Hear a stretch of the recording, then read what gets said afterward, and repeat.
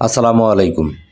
জাহাপুর মধ্যপাড়া জামে মসজিদ। মসজিদটি আমাদের গ্রামের ভিতরে, আমাদের মহল্লা ভিত্তিক মসজিদ। আর এই মসজিদের অনেকে বাইরে থেকে এসে এটা বুঝতেই পারে না যে এটা মসজিদ ঘর। আর যে কারণেই একটা সাইনবোর্ড তৈরি করলাম এই মসজিদের জন্য।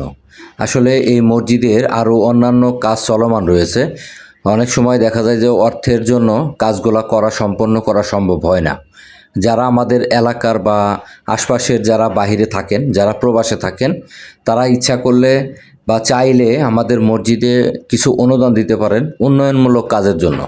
আসলে আমাদের এই মসজিদের ব্যক্তিগত কোনো ফান্ড নেই যেখান থেকে প্রতি মাসে টাকা আসবে। আমাদের গ্রামে যারা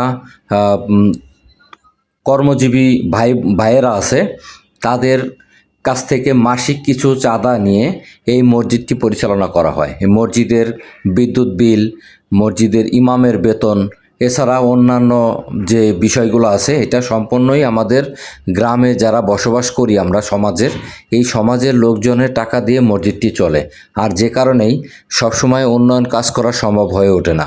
এজন্য আপনারা যারা দূর প্রবাসে কাজকাম করেন, তারা যদি আমাদের মসজিদের কিছু সহযোগিতায় এগিয়ে আসেন, তাহলে হয়তো মসজিদের বাকি যে কাজগুলো আছে এই কাজগুলো আসলে করা যাবে। এই জন্য আপনাদের প্রতি আমার অনুরোধ থাকবে, যারা মসজিদ বা ইসলামিক ফাউন্ডেশনে যারা অনুদান করে থাকেন, তারা আমাদের এই মসজিদে অনুদান দিতে পারেন।